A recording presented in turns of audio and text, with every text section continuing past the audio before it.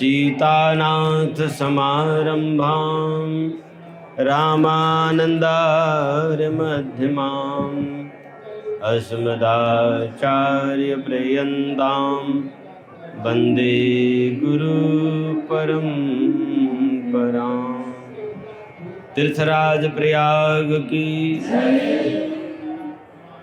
उपस्थित समस्त संत भगवान की, समस्त जगत गुरुओं की, समस्त मंडलेश्वरों की, समस्त पीठाधीशों की, समस्त महंतों की, समस्त महामंडलेश्वरों की, समस्त द्वाराचार्यों की, समस्त गद्दीचार्यों की, आगंतुक समस्त भक्तजनों की, समस्त अभ्यागतों की, जय जय श्री सीताराम। ओम नमः पार्वती पतये हर हर महादेव शंभो। अकारण करुणा वरुणालय अनंत कोटि ब्रह्मांड नायक परात्पर परब्रह्म भगवान श्री सीताराम जी के चरणारविंद में श्री गुरु भगवान के असीम अनुकंपा कृपा स्वरूप नित्य स प्रणिपात करते हुए इस पावन तीर्थराज के दिव्य भूमि में पधारे हुए सभी दृष्ट अदृष्ट सिद्ध विभूतियों के चरणों में साष्टांग दंडवत तथा समस्त भक्त वृंदों में जय श्री सीताराम। तीर्थों के तीर्थराज प्रयागराज, जहाँ दो नदी का संगम हो उसे प्रयाग कहा जाता है। हरिद्वार से बद्रीनाथ तक 5 प्रयाग हैं और उसके बाद की 6ठों ये दिव्य प्रयाग तीर्थराज प्रयाग है। मानो शरीर के 7 चक्रों की क्रम के हिसाब से माँ भगवती भागीरथी गंगा जी में सभी नदियां मिलती हैं आके, जैसे सुषुम्ना में सभी नाड़ियां समाहित हो जाती हैं। शरीर के जो बनावट है,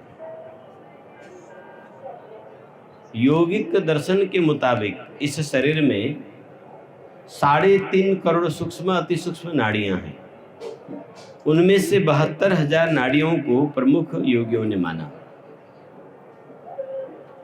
जितने रोम हैं उतने ही रोम छिद्र हैं और ये सब नाड़ी कहलाते हैं। इनमें से 72,000 नाड़ियां, प्रत्येक चक्रों में से 12,000 नाड़ियां केंद्र बनाकर फैली हुई है और सभी नाड़ियों के संगम सुषुम्ना में आकर होता है। और ये सब नाड़ियों में से 3 नाड़ी, 10 नाड़ी, 16 नाड़ी क्रमिक रूप से संतजन श्रेष्ठतम बताते हैं। प्रधान 16 नाड़ी, उनमें से 12 नाड़ी, उनमें से पंचनाड़ी और उनमें से त्रिनाड़ी। ये त्रिनाड़ी कौन कौन सा है? 2 नाड़ी स्थूल हैं जो नासा छिद्र दायां और बायां विद्यमान है। इस नासा छिद्र को दायां को पिंगला और बायां को इंगला कहते हैं। शॉर्टकट में ईडा पीड़ा।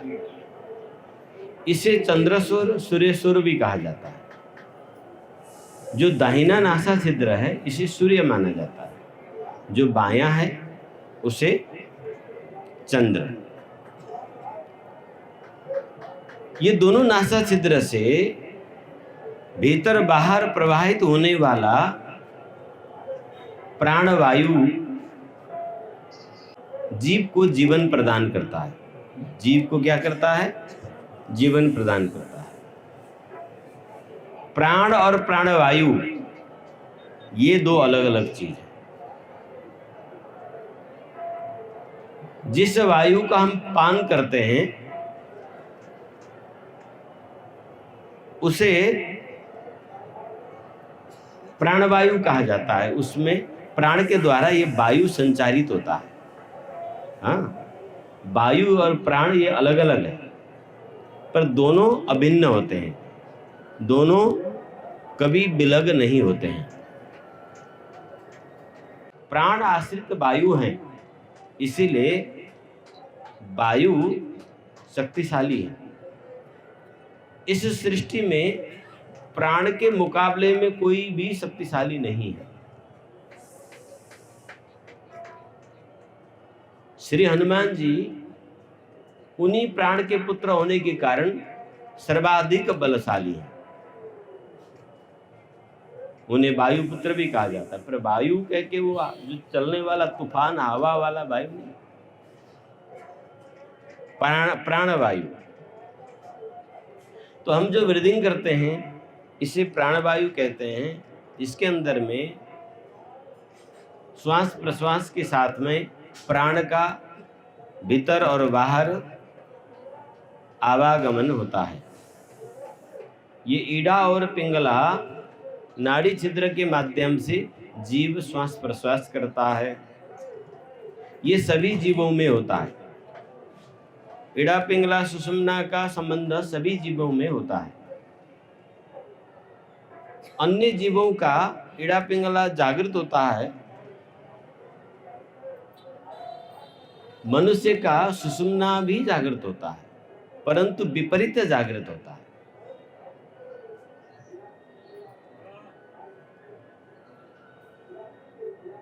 ईड़ा और पिंगला दिखाई देता है, उसके मुंह दोनों नासा छिद्र हैं। ये स्थूल नाड़ी है। 3.5 करोड़ नाड़ियों में केवल सुषुम्ना नाड़ी अशरीरी है, अर्थात स्थूल शरीर का नहीं है। 72,000 नाड़ी जो हैं इस स्थूल शरीर का है, अन्नमय कोश का है, परंतु सुषुम्ना नाड़ी अन्नमय कोश का नहीं है, स्थूल शरीर का नहीं है, परंतु स्थूल शरीर के मेरुदंड में समाश्रित रहता है। मलमूत्र त्याग इंद्रिय के मध्य भाग से लेकर दोनों आंखी मुंह को मध्य तक सुषुम्ना का पथ कहा गया है। और आगे निकला हुआ दोनों नासा छिद्र से जो प्राणवायु भीतर संचार होता है, यह आज्ञा चक्र में जाकर दोनों मिलते हैं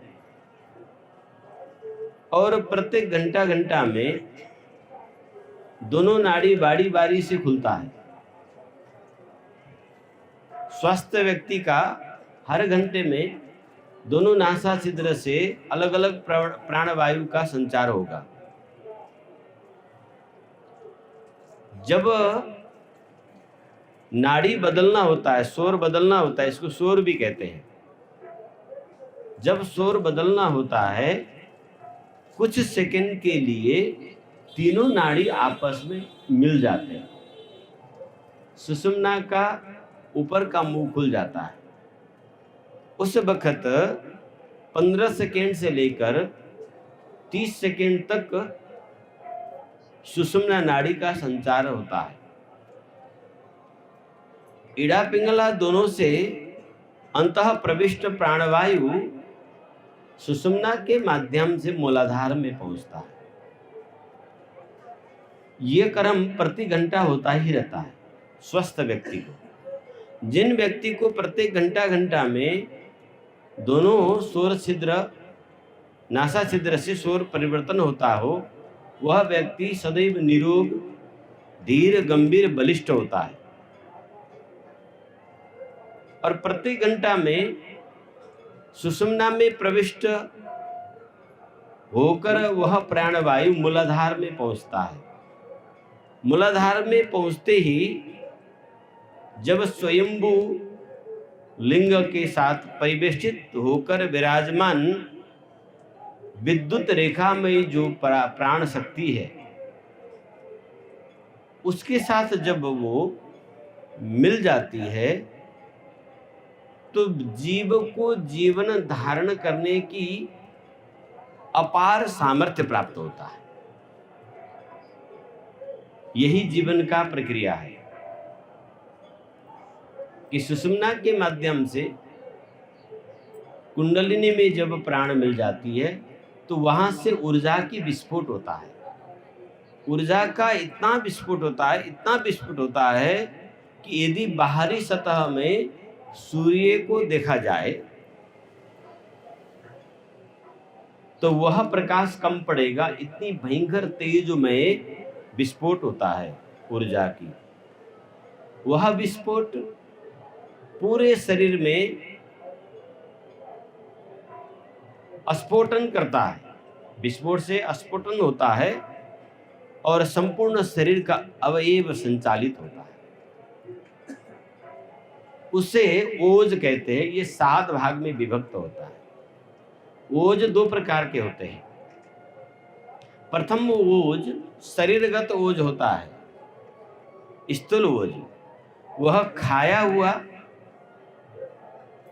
4 प्रकार के पदार्थ, खाया हुआ 4 प्रकार के पदार्थ क्या क्या हैं?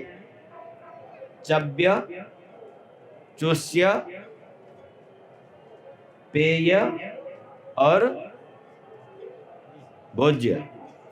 हाँ लिया, ये चाटने वाला, चाट कर खाने वाला, चूस कर खाने वाला, चबा कर खाने वाला और गुटुक गुटुक के खाने वाला। ये 4 प्रकार के भोज्य पदार्थ होते हैं। ये चारों प्रकार के भोज्य पदार्थ शरीर में पहुंचकर पहला अवस्था रक्त ग्लूकोज बनता है, शर्करा। दूसरा अवस्था पित्त रंजित होकर रक्त बनता है। क्रमशः शरीर के 7 धातु निर्माण होता है। रुधिर, मांस, अस्थि, मज्जा आदि 7 धातु में खाया हुआ अन्न परिणत होता है। 7 धातुओं का सार हड्डी के भीतर का मज्जा बनता है और मज्जों के सार वीर्य बनते हैं, रज व वीर्य। जब ये रज और वीर्य परिपाक होता है, चयापचय हो जाता है, ठीक से प्राकृतिक रूप में परिपाक होने से वह प्राण को साथ मिलने वाला गतिमान ओज बन जाता है। इससे 7 प्रकार की ओज उत्पन्न होता है। ओज का संबंध प्राण से होता है, प्राण का संबंध ओज से हो जाता है। ओज से वीर्य बनता है, ओज से तेज बनता है, ओज से शौर्यता बनता है, ओज से प्रकाश बनता है, ओज से प्रवाह प्रकट होता है।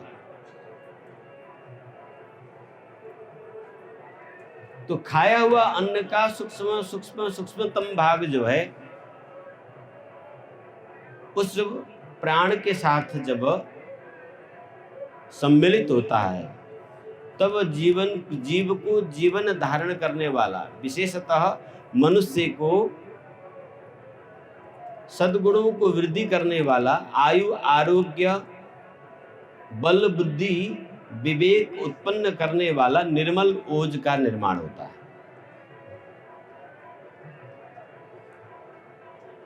ये जो कुछ भी होता है ये ओज ही है। ओज जब तक सबल बना रहता है तब आत्मबल, मनोबल, बुद्धि बल, बाहुबल, इंद्रिय बल ये सभी सक्रिय होते हैं, सबल होते हैं। जब ओज घटने लगता है तो इंद्रियां शिथिल होने लगती है, शरीर का चयापचय प्रक्रिया बिगड़ जाता है। चयापचय मतलब मेटाबॉलिज्म, ये बिगड़ने लगता है। जब इस प्रकार से शरीर का मेटाबॉलिज्म बिगड़ेगा तो इम्यूनिटी घट जाता है और अनेक प्रकार के रोग उत्पन्न हो जाता है। व्यक्ति अस्थिर मानसिक वाला हो जाता है, दिग्भ्रमित हो जाता है, चंचल हो जाता है, उतावला हो जाता है, मानसिक संतुलन क्रमिक रूप से बिगड़ना शुरू होता है। परिणाम स्वरूप शरीर में पाचन प्रक्रिया बिगड़ना शुरू होता है। पहला, पाचन प्रक्रियाओं के जो इंद्रियां हैं, अंग हैं भीतर, वो कमजोर पड़ जाते हैं, जिसके कारण से व्यक्ति में अनेक रोग उत्पन्न होता है। पेट का समस्या उत्पन्न होता है, 8 प्रकार के पेट का रोग उत्पन्न होता है। वायु कुपित हो जाता है, कफ विकृत हो जाता है, पित्त रंजित हो जाता है। वात पित्त कफ तीनों बिगड़ जाने से नाना प्रकार के रोग उत्पन्न होते हैं। वात कुपित होने से शरीर में मूलतः 1200 प्रकार के रोग उत्पन्न होता है। पित्त कुपित हो जाने से 400 प्रकार के रोग उत्पन्न हो जाते हैं। कफ कुपित हो जाने से 800 प्रकार के रोग उत्पन्न होता है, जिसकी कोई गिनती नहीं, अनेक और उपरोग अनेक होते हैं। इससे पूर्व प्रारूप में व्यक्ति का शरीर की कई तत्व बिगड़ जाते हैं। लसिका तत्व बिगड़ जाता है, जिसे थायराइड कहा जाता है। शरीर में शर्करा की मात्रा अपचन होने के कारण 20 प्रकार के प्रमेह उत्पन्न होता है। सिक्तामेह, लालामेह, रक्तामेह, मधुमेह आदि 20 प्रकार के, पुरुष को 20 प्रकार का प्रमेह उत्पन्न होता है और स्त्रियों में 20 प्रकार के प्रदर उत्पन्न होता है। प्रदर स्त्रियों को होता है, मधुमेह आदि 20 प्रमेह पुरुष को होता है। इस प्रकार व्यक्ति अल्पायु होता जाता है।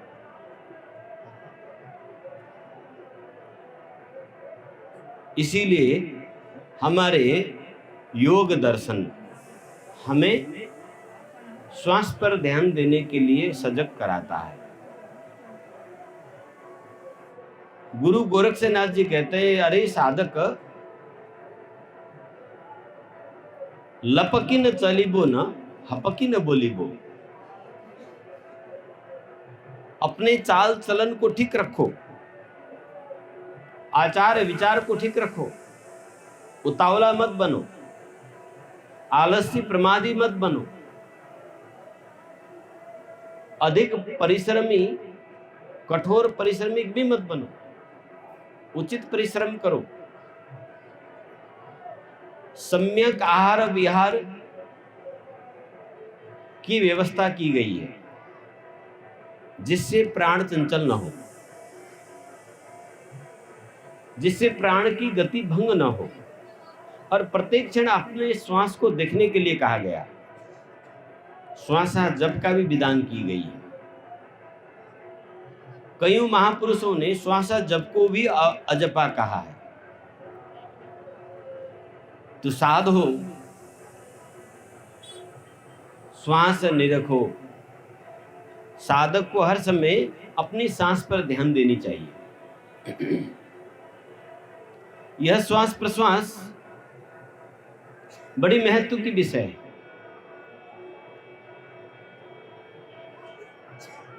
प्राणायाम का मतलब है श्वास प्रश्वास पर आयाम करना, यानी प्राण पर आयाम करना। आयाम का मतलब होता है उसको नियंत्रण करना, अनुशासित करना।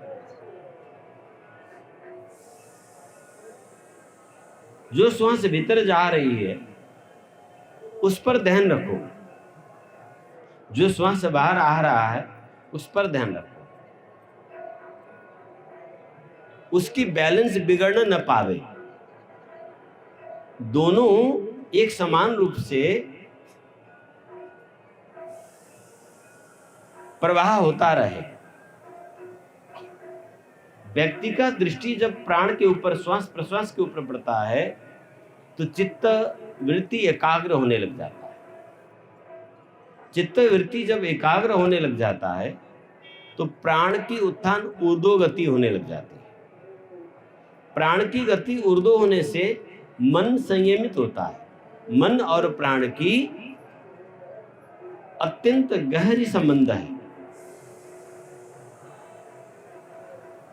कई बार तो ये पता नहीं लगता है कि मन ही प्राण है या प्राण ही मन है। मन चंचल हो जाने से प्राण चंचल हो जाता है और प्राण चंचल हो जाने से मन भी चंचल हो जाता है। इसीलिए हमारे महापुरुषों ने इस प्राण विज्ञान को पता लगाया और प्राण को साधने के लिए प्राणायाम की विधि की आविष्कार किया। यह आविष्कार कैसे हुआ, कैसे इन्हें प्राण के बारे में समझ आया, उपनिषद में इसका विशद वर्णन है, कथाओं के माध्यम से वर्णन है। प्राण को ब्रह्म कहा गया है। प्राण को अनेक प्रकार से प्रतिपादन किया गया। वेदों में पवमान सूक्त है, प्राण की स्तुति की गई है और प्राण से प्रार्थना करते हुए कहा गया, हे प्राण, आप मेरे शरीर में शुद्ध बुद्ध स्थिर होकर रहिए, हमें शतायु दीर्घायु चिर जीवन प्रदान कीजिए। हे प्राण, हम आपको शरण ग्रहण करते हैं। आप ही प्राण रूप में ब्रह्म हैं। आप ही इस जगत को संचालन करते हैं। आप ही संसार को विलय करते हैं। आप में ही सभी सिकुड़ते हैं और आपके द्वारा ही सभी फैलता है। हे प्राण, आप हमारी जीवन की रक्षा करें। इस प्रकार से वेदों ने स्तुति किया है प्राण। यह प्राण वास्तव में प्रकारांतर से ब्रह्म ही तो है, परंतु बाह्य चलने वाला जो वायु है ये प्राण नहीं है। ये प्राण के माध्यम से चलता है। ये अचेतन है, जड़ है। प्राण अचेतन नहीं है, जड़ नहीं है।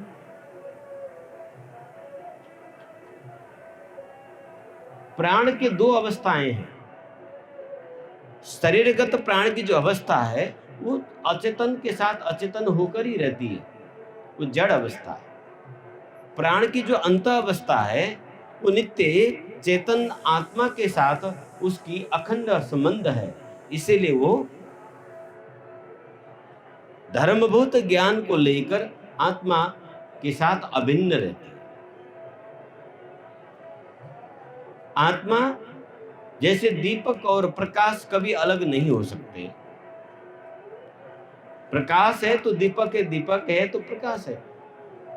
पर प्रकाश से दीपक, प्रकाश बाहर से आकर दीपक बनता हो ऐसा नहीं है। दीपक से प्रकाश होता है। आत्मा से धर्मभूत ज्ञान होते हैं। आत्मा से ही प्राण संचार होता है।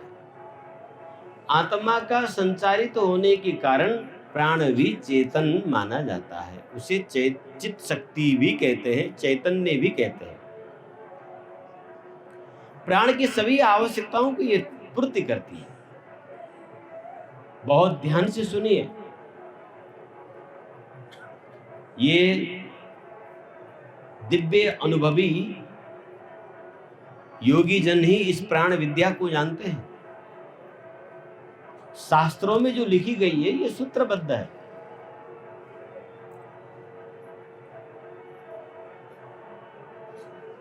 इसको व्याख्या करके इसे नहीं जाना जा सकता। ये अनुभवी योगी ही इसके बारे में जानते हैं, वही प्राण की चर्चा कर सकते हैं। ये न तो दर्शन का विषय है, न ये व्याकरण का विषय है, न ये साहित्य का विषय है, न ये ज्योतिष का विषय है। ये ब्रह्म ज्ञान है, ये ब्रह्म विद्या है, ये परा विद्या है। शास्त्र आदि अपरा विद्या है। शास्त्र जिसको प्रतिपादन करती है वो परा विद्या है।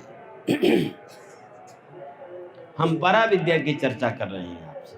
आज परा विद्या की चर्चा करने वाले अनुभवी संतों की दुर्लभता है, अभ्यास करने वाले साधकों का भी दुर्लभता है।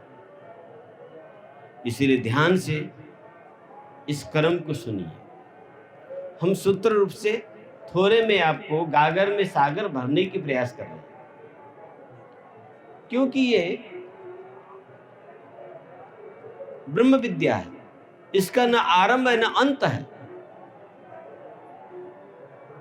कहां से शुरू करके कहां पहुंचाना, इसकी कोई अंत नहीं है। पर साधकों के लिए कितना बुझना जरूरी है, उसको ध्यान में रखते हुए हम आपको प्रस्तुत कर रहे हैं।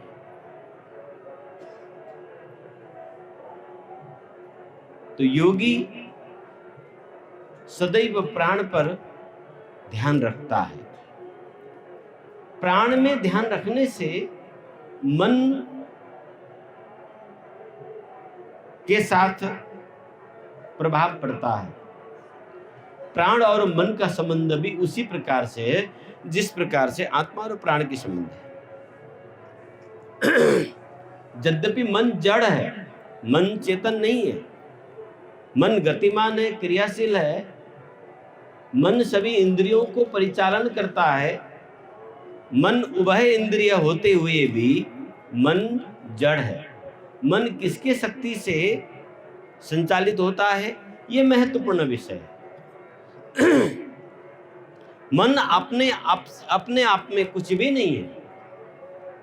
मन कुछ भी अनुभव नहीं कर सकता है, पर मन सब कुछ अनुभव करता है। जो कुछ भी अनुभव हो रहा है किसके जरिए हो रहा है? मन के द्वारा हो रहा है।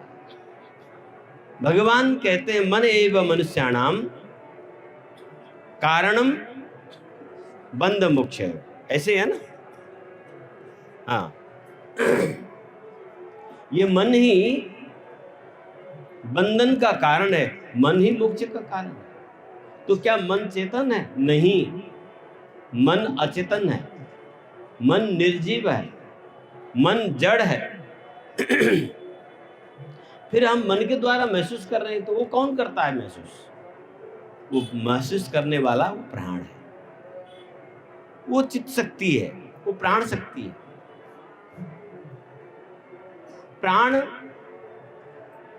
आत्मा की चेतनता का प्रवाह है।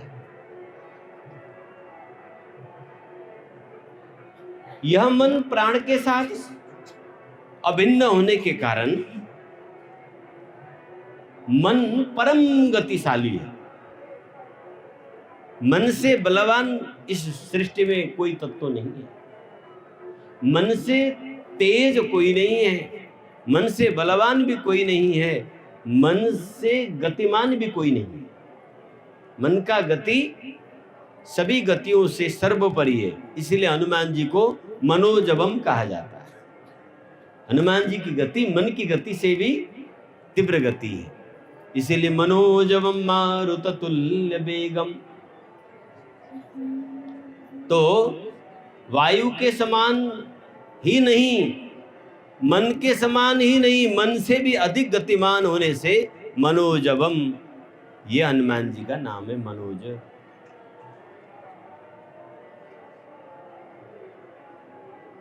अर्जुन कहते हैं भगवान से, प्रभु ये तो मतवाला हाथी से भी मजबूत है,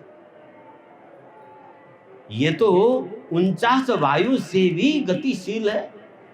अरे बाप रे, आप इसको बस में करने को कह रहे हो? आप कहो तो मैं 49 वायु को बस में कर दूं, आप कहो तो मैं मतवाला हाथी को सूंड पकड़ के जमीन पर पछाड़ दूं, परंतु हे केशव, मन को मैं बस में नहीं कर पा रहा। ऐसा बलवत, अति दृढ़ बलवान है मन, अति प्रबल है मन। मन के जीते जीते मन के हारे हार, सब संत जन कहते हैं। पर मन को जितना है कि नहीं, यह प्रश्न उठता है। लोक भाषा में तो कह दिया मन को जितना है, हाँ, मन को निरोध करना है।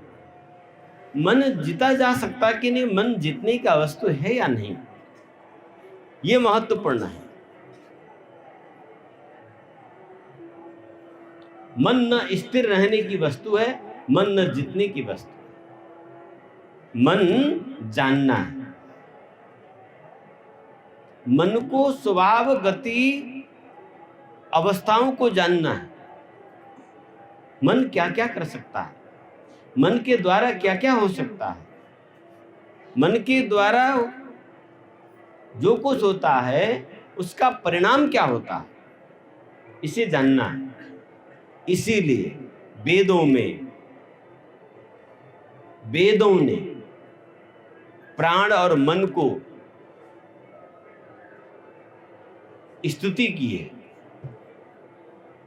परमात्मा से गुहार लगाया, हे परमात्मा, तन्मे मनः शिव संकल्पमस्तु, यज्जाग्रतो दूरमुदैति दैवं तदुसुप्तस्य तथैवैति दूरंगमं ज्योतिखां ज्योतिरेकं तन्मे मनः शिव संकल्पमस्तु। हे ईश्वर, जागृत अवस्था में, सुषुप्त अवस्था में, सुषुप्त मतलब नींद की अवस्था में, स्वप्न अवस्था में, तीनों अवस्था में मेरा मन शुभ संकल्प से युक्त हो, कल्याणकारी संकल्प से युक्त हो। मन का धर्म है संकल्प और विकल्प। ये संकल्प और विकल्प जो मन का धर्म है, इसे ठीक तरह से जानना आवश्यक है, ठीक तरह से समझना आवश्यक है। क्या संकल्प करना है, क्या नहीं करना है, ये विवेक और बुद्धि के द्वारा समझना है। और ये संकल्प प्राण के द्वारा होता है, मन उसमें निमित्त बनता है। और उड़ता कहां से है? प्राण के द्वारा उड़ता है। इसीलिए जिसने श्वास प्रश्वास को ध्यान दिया, जिसने प्राण कर आयाम किया, जिसने प्राणायाम किया, उसका मन सात्विक होता है। सात्विक मन, सत्वगुणापन्न मन शुभ संकल्प से युक्त होता है, कल्याणकारी भावनाओं से युक्त होता है।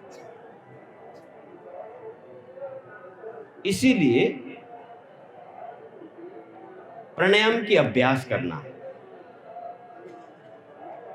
प्राणायाम की दो अवस्थाएं हैं।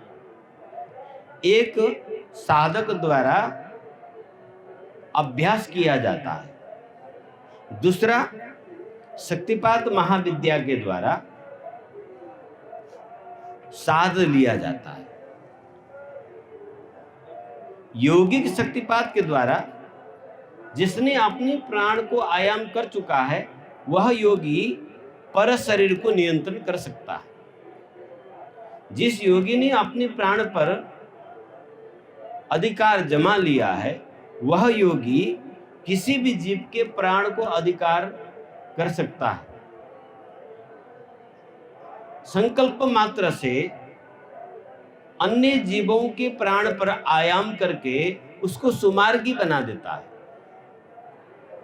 इसे शक्तिपात कहा जाता है, इसे कृपा कहा जाता है, इसे आशीर्वाद कहा जाता है। हम कहते हैं कि हमें आशीर्वाद दीजिए। बड़ों के सामने हम घर से शुरू करें। घर में सबसे पहले अपने से बड़े, बड़े भ्राता, बड़ी भगिनी, चाचा, ताऊ, ये पहला बड़े हैं हमारे। इनसे बड़े पिता माता हैं, उनसे बड़े आदरणीय नाना नानी, दादा दादी हैं। इधर चाचा चाची, ताऊ, मामा मामी, काका काकी जो भी है, बुआ पूसा इत्यादि जितने भी हैं, ये सब अपने से बड़े हैं। आयु में बड़े, बुद्धि में बड़े, पद में बड़े और रिश्ते में बड़े। तो इन बड़ों को अभिवादन करने से, इन पर सत्कार करने से, इन्हें सम्मान करने से उस व्यक्ति के भीतर की प्राण आयामित होता है, प्राणायाम हो जाता है। उसका प्रभाव सीधा प्राण में पड़ता है। जब हम बड़ों को आदर करते हैं तो हमारी मूलाधार स्थित प्राण वह जागरूक हो जाता है। और जब बड़ों को जैसे ही आदर करते हैं तो उनकी प्राण और अपने प्राण के साथ समन्वय होता है। प्राण ऊर्जा की समन्वय होने से बड़ों के मन में हमारे प्रति सद्भाव उत्पन्न होता है। अरे बड़ा विनीत बालक है, इसका स्वभाव बहुत अच्छा है। सहसा उनके मुख से प्रशंसा उठता है। हम बड़ों को जब अपमान करते हैं, पूज्य जनों को, हमारे बीच में दो बड़े होते हैं, उन दो बड़े में एक पूजनीय होते हैं, एक आदरणीय होते हैं। माता पिता, गुरु, देव देवता, भगवान, ये सब क्या हैं? पूजनीय हैं। इन्हें पूज्य कहा जाता है। देवी देवता, माता पिता, गुरुजन, गुरुदेव परम पूजनीय। संत महात्मा जो हैं पूजनीय का भी परम पूजनीय है, भगवान से भी परम पूजनीय है संत महात्मा। क्योंकि संतों की प्राण शक्ति जागृत होती है। जिनकी प्राण शक्ति जागृत हुई होती है, यदि हम उनको अपमान करते हैं तो वह प्राण ऊर्जा हमारी सर्वनाश कर देता है, हमारी प्राण ऊर्जा को नष्ट कर देता है। जैसे ही पारा के स्पर्श करने से कोई भी धातु नष्ट हो जाता है। श्रोणा आदि बहुमूल्य धातु हैं, उसमें आप पारे को स्पर्श कर दो, पारे छुआ दो तो वो भस्म बन जाएगा, वो बेकार हो जाएगा। इसी प्रकार से संतों को, महापुरुषों को, सिद्ध जनों को अपमान करने से उस व्यक्ति का सर्वनाश हो जाता है। इसलिए साधु अवज्ञ कर फल ऐसा, साधु अवज्ञ कर फल ऐसा, जरई नगर अनाथ कर जैसा, साधु अवज्ञ कर फल ऐसा, जरई नगर अनाथ कर जैसा। तीनों लोक के बलशाली रावण, उसके पास कौन सी सिद्धि नहीं था, उसके पास कौन सी सामर्थ्य नहीं था। ऐसा परम बलशाली रावण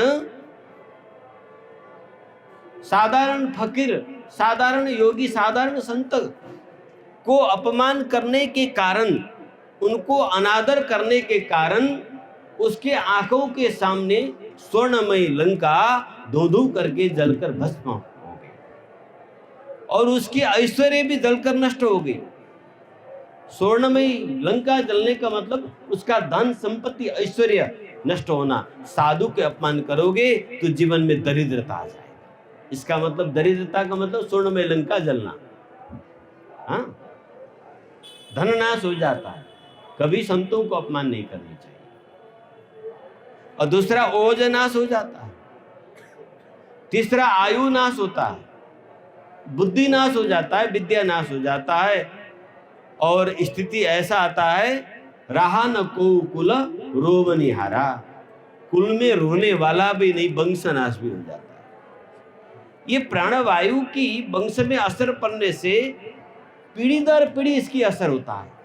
पीढ़ी दर पीढ़ी 10 पीढ़ी तक तो लगातार असर करता है।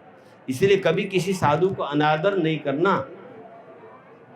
यह असर तुम्हारी कुल वंशों को नाश कर डालेगा। तुम तो नाश हो ही जाओगे। तो कारण क्या है? प्राण। सिद्धों की, महापुरुषों की प्राण जागृत होती है। उनमें सदैव ओज, तेज आदि षड्वैभव संपन्न होता है। बल, वीर्य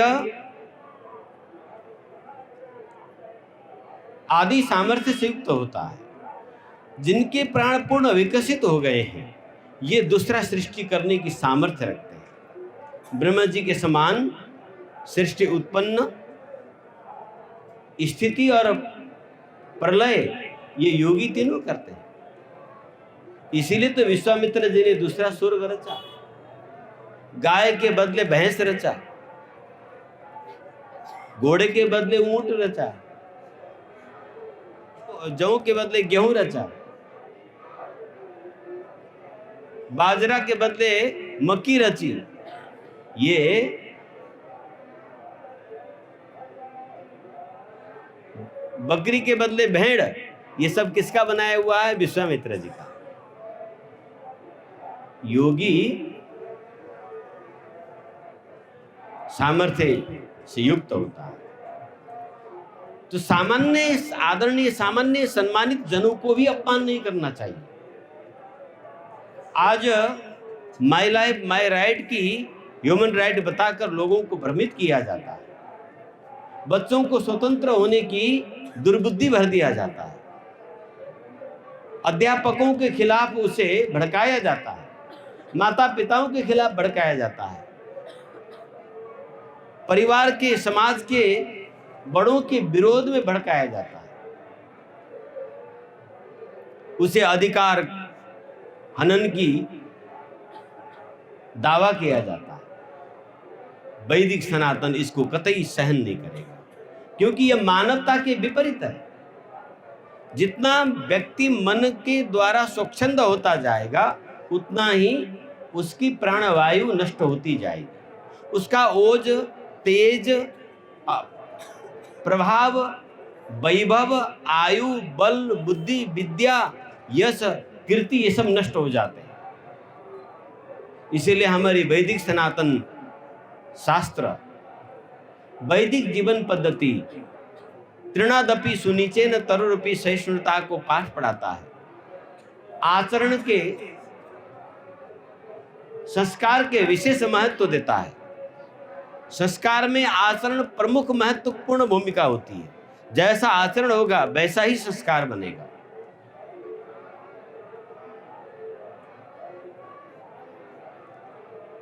इसीलिए बड़ों के सामने आसन में हम नीचे बैठते हैं। बड़ों के सन्मुख, पूज्य जनों के सन्मुख सतर्क होके, विनम्र होके, सिर झुकाकर, नजर झुकाकर बैठना चाहिए। ऐसा करने से अपने से जो बड़े होते हैं उनकी प्राणवायु अपने से ज्यादा विकसित होता है, उनका मनोबल उच्च होता है, उनका आत्मबल उच्च होता है। उनके प्रति विनम्र भाव रखने से हमारे प्रति उनकी दया भाव विकसित होता है। करुणा भाव विकसित होता है। तो वो जो अपने से बड़ों के मन में हमारे लिए दया भाव, करुणा भाव का जब विकसित होता है, तो उससे हमारी मूलाधार स्थित प्राण ऊर्ध्वगामी हो जाती है। अपने घर के बड़ों को तुम आदर करोगे, बड़े भ्राता, बड़ी भगिनी, ताऊ, चाचा, चाची, इन सबको, तो एक बाल के बराबर प्राण के ऊपर उत्थान हो जाता है। इससे उस बालक में शुभ गुण का वृद्धि होती है। और जब माता पिता को हम नित्य नमन करते हैं, उनको आज्ञा की पालन करते हैं, उन्हें सम्मान करते हैं, तो प्राण एक उंगल बराबर ऊपर उठता है। इससे उस व्यक्ति में आयु, यश, बल, विद्या को वृद्धि तीव्र रूप से होता है। जब हम पूज्य जनों को नमन करते हैं, देवताओं को सिर झुका कर प्रणाम करते हैं, इससे 2 इंच ऊपर प्राणवायु उठता है। इससे उस व्यक्ति में सद्गुण 10 गुना अधिक बढ़ जाता है। जब व्यक्ति गुरु चरण में, संत महापुरुषों में सद्भाव रखता है, गुरु चरण में नमन करता है, आस्था विश्वास दृढ़ करता है, तो उसका प्राण मूलाधार से उठकर सहस्रार में पहुंच जाता है। मूलाधार स्थित उठकर सहस्रार में पहुंचने का नाम निवृत्ति मार्ग है। मूलाधार स्थित प्राण को उठाकर सहस्रार में पहुंचाने का नाम जीव से शिव बनना है। मूलाधार में स्थित प्राण को उठाकर सहस्रार में पहुंचने का नाम नर से नारायण बनना है। जब हमारा प्राण मूलाधार से कर्म के विकास की ओर आगे बढ़ता है, तो व्यक्ति में अनेक प्रकार के ज्ञान, विज्ञान, वैभव, वाणी, अनेक अलंकारों से युक्त हो जाता है। सभी सिद्धियां उसके सेवा में लग जाती है। अष्ट सिद्धि नवनिधि उनकी दासी बन जाती है। अरे इतना ही नहीं, मोक्षे भी उनके सेविका बन जाती है। चारों प्रकार की मुक्ति सायुज्य प्रदान करने के लिए उस तेजोमय प्राण योगी को सेवा में लग जाती है। इसीलिए वेदों में कहा गया, प्रथम आदेश दिया गया, हे मनुष्य, यदि तुम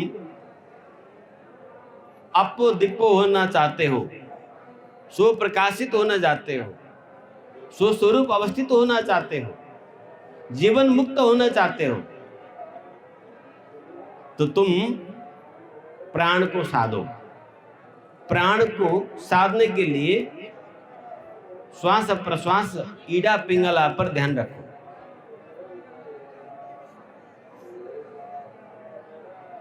हर समय ध्यान रखो और संकल्प पर ध्यान रखो। श्वास और प्रश्वास की गति में संकल्प और विकल्प उतरता है और चढ़ता है। एक बार श्वास भीतर जाने से 10,000 बार हमारे भीतर संकल्प का उदय होता है, और एक बार प्राण बाहर निकलने से, श्वास बाहर निकलने से उतने ही फिर संकल्प निरस्त होते हैं, विकल्प उठता है।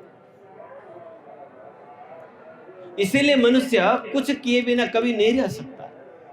उसका मन में कुछ न कुछ खुरापात चलता ही रहता है, सुबह अशुभ संकल्प होता ही रहता है, जिसके कारण से वो संस्कार संचय करता रहता है, और उस सुबह सुबह संस्कार के मुताबिक उसका स्वभाव बनता है।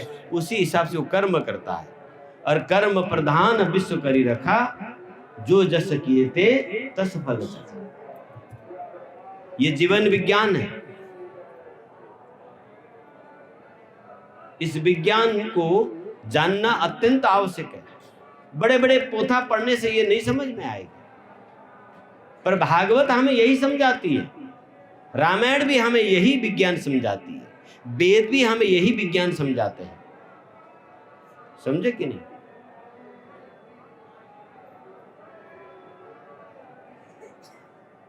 यज्जाग्रत दूर मुदयति दैवम तद सुप्तस्य तथैवैति दूरंगमन ज्योतिखान ज्योतिरेकन तन्मे मनः शिव संकल्प वस्तु।